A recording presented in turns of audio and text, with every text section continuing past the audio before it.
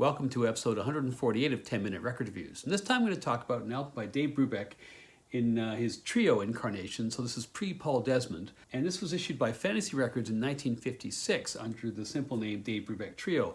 But it's a compilation of a couple of different 10-inch records which were released by Fantasy by the Brubeck Trio in 1951. And in fact, there were 3 of those 10 inches released in total, all of which, strangely enough, had the same title, Distinctive Rhythm Instrumentals. What to expect from this record? Well, these are recordings from around 1950-51, so this is very much reflective of the early post-bebop era. Brubeck, of course, would go on to be a leading figure in the so-called cool jazz school of jazz, mainly focused on the West Coast, although unlike Jerry Mulligan and Chet Baker and other folks, he was less obviously related to the developments led by Miles Davis in Birth of the Cool. He's very much kind of his own thing, and he has very distinct elements. He's much more, I think, swing-oriented in the development of his post-bebop work than some of the other players were at the time. The trio on here includes Brubeck on piano, Cal Tjader on vibes and drums, and Ron Crotty on bass. And it's a great window into the early development of 2 future big names in the jazz world, Brubeck and Tjader. As a collection of music, it's pretty clearly early in their career, and so it's uneven, as is some of the production. But as an historical document, and as a piece of music as well, it's quite fascinating. So when Dave Brubeck started out in life, he didn't actually want to become a professional musician, even though he was quite proficient at the piano growing up. Following some discussions with his parents after he finished high school, he eventually headed off to the College of the Pacific in Stockton, California, where he studied to become a veterinarian. With all the stimuli of college life abounding, those intentions didn't last very long, and within a year, Brubeck had dropped veterinary school and had switched over to become a music major. By all accounts, his early progress as a music student wasn't that distinguished. He had a lot of talent, but he wasn't really that engaged. And it wasn't until he eventually encountered Professor Harold Miesky that he truly engaged with the subject matter and decided that he actually wanted to become a composer, a serious musician.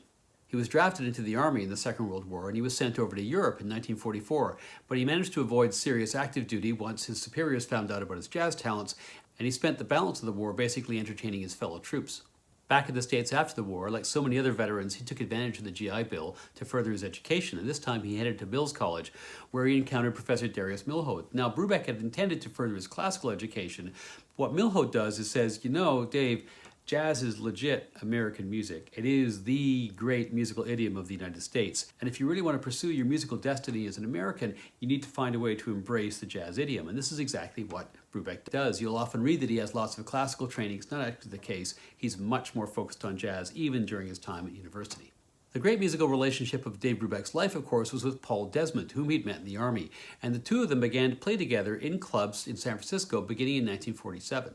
The group ended up expanding to become formally an octet, and that group of 8 players included Cal Tjader, who of course is on this record. The Dave Brubeck Octet did manage to record a record, but they couldn't get much work otherwise, and so eventually in 1949 they disband. Desmond heads a little bit further south to Palo Alto, and he sets up his own trio, the Paul Desmond Trio, and he invites Brubeck to come and join him. Brubeck comes down to make it a quartet, and almost immediately thereafter, Desmond leaves, and Brubeck was a little bit miffed by this, and so the two of them had a bit of a falling out.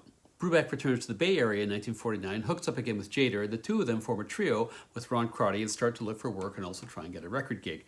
At this point, Desmond comes back in the scene and starts to jam with them, but Brubeck is still a little bit pissed about the previous experience, so Desmond is not allowed to join this particular band.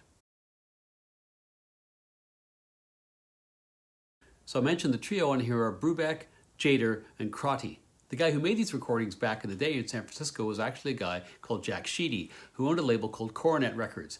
He recorded the octet in 48-49, and he also recorded the trio, but soon thereafter he went bust, and he sold the masters to the recordings to Circle Records, which was owned by Max and Sol Weiss, and the Weisses then changed the name of their company from Circle to Fantasy Records, hence the origin of what would become quite a famous name in West Coast jazz and cool jazz in the 1950s.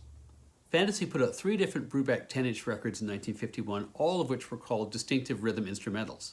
These 3 records sold well, and pretty soon Fantasy was shipping about 10,000 units of Brubeck titles per month. But just when things are starting to take off for Brubeck and his trio, disaster strikes. Dave's in Hawaii, he's surfing, he has an accident, and he damages several different vertebrae in his neck. He's unable to play for a while, he has significant nerve damage, The hiatus in playing means the trio breaks up. Dave has quite an extended recuperation to get back to playing at a professional level, and even so he could never quite recapture his former technique, and what he ended up adopting was something which became kind of his signature, which was the use of block chords to lay out the melody as opposed to single note runs, although you can very much hear in this record that he was no opponent or foe of block chords even prior to the accident. It may have become more pronounced in his playing later, but it was certainly part of his style in 1951. Months after the accident, with the trio since disbanded, Brubeck gets back into the action and he forms the first version of his quartet with Bob Bates, Joe Dodge, and of course Paul Desmond in June 1951. They start playing locally in the Bay Area in Northern California. They're very much focused on college audiences. They had a big hit in 1952 with the release of Jazz at Oberlin, and Brubeck's career really began to take off. He was signed by Columbia, and what you get in 1956 here is Fantasy, who still hold the old masters, capitalizing on Brubeck's now fairly well-established fame in the jazz world by releasing these old records in a compilation. A few notes about the sidemen in this record, and let's start with Cal Tjader.